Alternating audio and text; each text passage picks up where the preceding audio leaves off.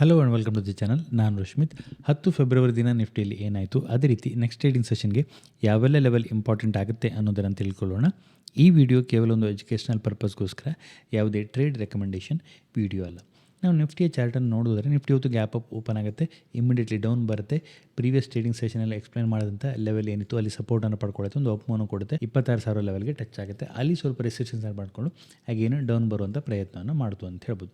ನಮ್ಮ ಹಿಂದಿನ ಅನಾಲಿಸಿಸ್ ವಿಡಿಯೋದಲ್ಲಿ ಈ ಲೆವೆಲ್ಗಿಂತ 25,880 ಲೆವೆಲ್ಗಿಂತ ಮೇಲೇ ಸಸ್ಟೈನ್ ಆಗ್ತಾ ಇತ್ತು ಅಂತ ಹೇಳಿದರೆ 26,000 ಆಗಿ 26,050 ಲೆವೆಲನ್ನು ಎಕ್ಸ್ಪೆಕ್ಟ್ ಮಾಡಿದ್ವಿ. ಬಟ್ 26,000 ಹತ್ರ ರೆಸಿಸ್ಟೆನ್ಸನ್ನು ಪಡ್ಕೊಂಡು ಡೌನ್ ಬಂತು ಅಂತ ಹೇಳ್ಬೋದು. ಹಾಗಿದ್ರೆ ನೆಕ್ಸ್ಟ್ ಟ್ರೇಡಿಂಗ್ ಸೆಷನ್ಗೆ ಯಾವೆಲ್ಲ ಲೆವೆಲ್ ಇಂಪಾರ್ಟೆಂಟ್ ಆಗುತ್ತೆ? ಇವತ್ತು ಮೀಡಿಯಾ ಸೆಕ್ಟ್ರಲ್ಲಿ ಒಂದು ಪಾಸಿಟಿವ್ ಮೂವ್ನ ನಾವು ನೋಡ್ತೀವಿ. 2.4% ಅಪ್ ಮೂವ್ನ ಕೊಡುತ್ತೆ. ಆಟೋ 1.3%, ಮೆಟಲ್ 0.8%, ರಿಯಾಲಿಟಿ 0.3% ಅಪ್ ಮೂವ್ನ ಕೊಟ್ಕೊಂಡು ಕ್ಲೋಸಿಂಗನ್ನು ಕೊಡ್ತು. ಅದೇ ರೀತಿ ಫಾರ್ಮಾ ಸೆಕ್ಟ್ರಲ್ಲಿ ಒಂದಿಷ್ಟು ಡೌನ್ ಮೂವ್ನ ನಾವು ನೋಡ್ತೀವಿ. 0.3%, health care 0.2%, PSU bank 0.2% down ಮೂವ್ನ ಕೊಟ್ಕೊಂಡು ಕ್ಲೋಸಿಂಗನ್ನು ಕೊಡ್ತು. ಅಡ್ವಾನ್ಸ್ ಡಿಕ್ಲೈನ್ ರೇಷೋವನ್ನು ನೋಡಿದರೆ ನಿಫ್ಟಿ 50ಯಲ್ಲಿ ಪಾಸಿಟಿವ್ ಇತ್ತು. 27 ಸ್ಟಾಕ್ಗಳು ಪಾಸಿಟಿವ್ ಅಲ್ಲಿದ್ದರೆ 23 ಸ್ಟಾಕ್ಗಳು ನೆಗೆಟಿವ್ ಅಲ್ಲಿದ್ದು.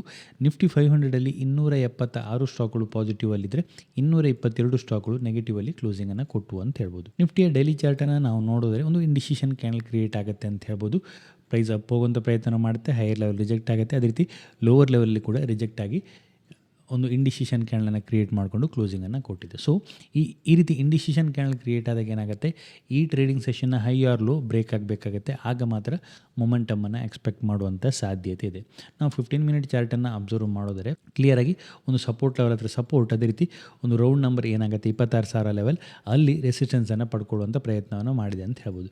ಸೊ ನೆಕ್ಸ್ಟ್ ಟ್ರೇಡಿಂಗ್ ಸೆಷನ್ಗೆ ಈ ರೇಂಜ್ನ ಹೈ ಲೋ ಇಂಪಾರ್ಟೆಂಟ್ ಆಗುತ್ತೆ. ಇವತ್ತು ಓಪನ್ ಆಗುತ್ತೆ, ಓಪನ್ ಆಗಿ ಇಮಿಡಿಯೇಟ್ಲಿ ಡೌನ್ ಬರುತ್ತೆ. ಬಟ್ ಇಲ್ಲಿ ಏನಾಗುತ್ತೆ, ರಿಜೆಕ್ಟ್ ಆಗುತ್ತೆ, ಅಪ್ ಹೋಗುತ್ತೆ, ಅಗೇನ್ ಡೌನ್ ಬರುವಂಥ ಪ್ರಯತ್ನವನ್ನು ಮಾಡಿದೆ. ಸೊ ಹಾಗಾಗಿ ಫ್ಲ್ಯಾಟ್ ಓಪನ್ ಆಗಿ ಡೌನ್ ಬಂದು 25,870 ಲೆವೆಲ್ಗಿಂತ ಕೆಳಗಡೆ ಸಸ್ಟೈನ್ ಆಗ್ತಾ ಇತ್ತು ಅಂತ ಹೇಳಿದೆ.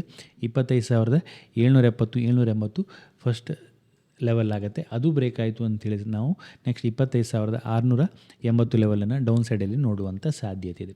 ಇನ್ ಕೇಸ್ ಫ್ಲ್ಯಾಟ್ ಓಪನ್ ಆಗಿತ್ತು, ಒಂದು ಒಪ್ಪನ್ನು ಕೊಡುತ್ತೆ, 26,000 ಲೆವೆಲ್ಗಿಂತ ಮೇಲೇ ಸಸ್ಟೈನ್ ಆಗ್ತಾ ಇತ್ತು ಅಂತೇಳಿ ಆಗ ಮೊಮೆಂಟಮ್ ಪಾಸಿಟಿವ್ ಆಗುತ್ತೆ. ಆಗ 26,060, 26,120 ಲೆವೆಲನ್ನು ನಾವು ಹೈಯರ್ ಲೆವೆಲಲ್ಲಿ ಎಕ್ಸ್ಪೆಕ್ಟ್ ಮಾಡ್ಬೋದು. ಸೊ ಹಾಗಾಗಿ ಈ ರೇಂಜನ್ನು ನಾವು ವಾಚ್ ಮಾಡಬೇಕಾಗುತ್ತೆ. ಕಳೆದ ಒಂದೆರಡು ದಿನದ ಆ್ಯಕ್ಟಿವಿಟಿಯನ್ನು ನಾವು ನೋಡಿದಾಗ ಇನಿಷಿಯಲಿ ಒಂದು ಮೂವ್ ಆದ ನಂತರ ನೆಕ್ಸ್ಟ್ ಒಂದು ಕನ್ಸಾಲ್ಟೇಷನ್ ಮೂವನ್ನು ಮಾಡ್ತು ಅಂತ ಹೇಳ್ಬೋದು. ಇವತ್ತು ಕೂಡ ಅಷ್ಟೇ ಒಂದು ಕನ್ಸಾಲ್ಟೇಷನ್ ಮೂವ್, ಅಗೇನ್ ಸ್ವಲ್ಪ ಡೌನ್ ಮೂವ್, ಅಗೇನ್ ಒಂದು ಕನ್ಸಾಲ್ಟೇಷನ್ ಮೂವನ್ನು ಮಾಡ್ತಾಯಿತ್ತು. ಸೊ ಹಾಗಾಗಿ ಒಂದು ಮೊಮೆಂಟಮ್ ಆ್ಯಸ್ ಆಫ್ ನಾವು ತೋರ್ತಾ ಇಲ್ಲ ಅಂತ ಹೇಳ್ಬೋದು. ನಾಳೆ ಟ್ರೇಡಿಂಗ್ ಸೆಷನ್ಗೆ ಇವತ್ತಿನ ಈ ರೇಂಜನ್ನು ವಾಚ್ ಮಾಡಬೇಕಾಗತ್ತೆ. ಓಪನ್ ಇಂಟ್ರೆಸ್ಟನ್ನು ಅಬ್ಸರ್ವ್ ಮಾಡಿದರೆ 26,000 ಇವತ್ತು ಹೈಯೆಸ್ಟ್ ಕಾಲಲ್ಲಿ ಅಡಿಷನ್ ಆಯಿತು ಅಂತ ಹೇಳ್ಬೋದು. ಅಲ್ಲಿಂದನೇ ಸ್ವಲ್ಪ ರಿಜೆಕ್ಷನ್ ಆಗ್ತಾ ಬಂದಿದೆ. ಸೊ ಹಾಗಾಗಿ ಈ ಲೆವೆಲ್ ನಮಗೆ ನೆಕ್ಸ್ಟ್ ರೆಸಿಸ್ಟೆನ್ಸ್ ಆಗುತ್ತೆ 26,000ದಿಂದ 26,050. ಹೈಯೆಸ್ಟ್ ಕಾಲಲ್ಲಿ ರೈಟಿಂಗ್ ಇರುವಂಥದ್ದು ಆ್ಯಸ್ ಆಫ್ ನಾವು ಈ ಲೆವೆಲಲ್ಲಿ ಆಗುತ್ತೆ. ಸೊ ಹಾಗಾಗಿ 26,000, 26,050 ಲೆವೆಲ್ಗಿಂತ ಮೇಲಿನ ಸಸ್ಟೈನ್ ಆದಾಗ ಇದರಲ್ಲಿ ಕವರಿಂಗ್ ಬರುತ್ತೆ. ಆಗ ಮಾತ್ರ ಮೊಮೆಂಟಮನ್ನು ನಾವು ಹೈಯರ್ ಲೆವೆಲಲ್ಲಿ ನೋಡುವಂಥ ಸಾಧ್ಯತೆ ಇದೆ. ಅದೇ ರೀತಿ ಪುಟ್ಟಲ್ಲಿ 26,000 ಸ್ವಲ್ಪ ಇದೆ, 25,900, 800 ಸೊ ಹಾಗಾಗಿ ಲೋವರ್ ಲೆವೆಲಲ್ಲಿ 25,870 ಲೆವೆಲ್ಗಿಂತ ಕೆಳಗಡೆ ಸಸ್ಟೈನ್ ಆಗ್ತಾ ಇತ್ತು ಅಂತ ಹೇಳಿದರೆ 26,900 ಕವರಿಂಗ್ ಬರುತ್ತೆ. ಆಗ ಮೊಮೆಂಟಮ್ ಡೌನ್ ಸೈಡ್ ಶಿಫ್ಟ್ ಆಗುವಂಥ ಸಾಧ್ಯತೆ ಇದೆ. ಸೊ ಹಾಗಾಗಿ ಹೈಯರ್ ಲೆವೆಲಲ್ಲಿ 26,000 ಓಪನ್ ಇಂಟ್ರೆಸ್ಟನ್ನು ನಾವು ಅಬ್ಸರ್ವ್ ಮಾಡಬೇಕಾಗತ್ತೆ. ಹಾಗೆ ಸೆನ್ಸೆಕ್ಸನ್ನು ಅಬ್ಸರ್ವ್ ಮಾಡಿದರೆ ಸೆನ್ಸೆಕ್ಸಲ್ಲಿ ಕೂಡ ಅಷ್ಟೇ ಸೇಮ್ ನಿಫ್ಟಿಯ ರೀತಿಯಲ್ಲಿ ಒಂದು ಮೊಮೆಂಟಮ್ ಬಂತು ಅಂತ ಹೇಳ್ಬೋದು. ನೆಕ್ಸ್ಟ್ ಟ್ರೇಡಿಂಗ್ ಸೆಷನ್ಗೆ ಸೆನ್ಸೆಕ್ಸ್ಗೆ ಯಾವ ಲೆವೆಲ್ ಇಂಪಾರ್ಟೆಂಟ್ ಆಗುತ್ತೆ ಅಂತ ನೋಡಿದ್ರೆ 84,500 ಇಂಪಾರ್ಟೆಂಟ್ ಆಗುತ್ತೆ. ಆ ಝೋನಿಂದ ಇವತ್ತು ರಿಜೆಕ್ಷನನ್ನು ಮಾಡಿಕೊಂಡು ಡೌನ್ ಬಂದಿರುವಂಥದ್ದು. ಅದೇ ರೀತಿ ಲೋವರ್ ಲೆವೆಲಲ್ಲಿ 84,000 ಇಂಪಾರ್ಟೆಂಟ್ ಆದ ಲೆವೆಲ್ ಆಗುತ್ತೆ. 84,000, 84,100 ಲೆವೆಲ್ ಇಂಪಾರ್ಟೆಂಟ್ ಆಗುತ್ತೆ.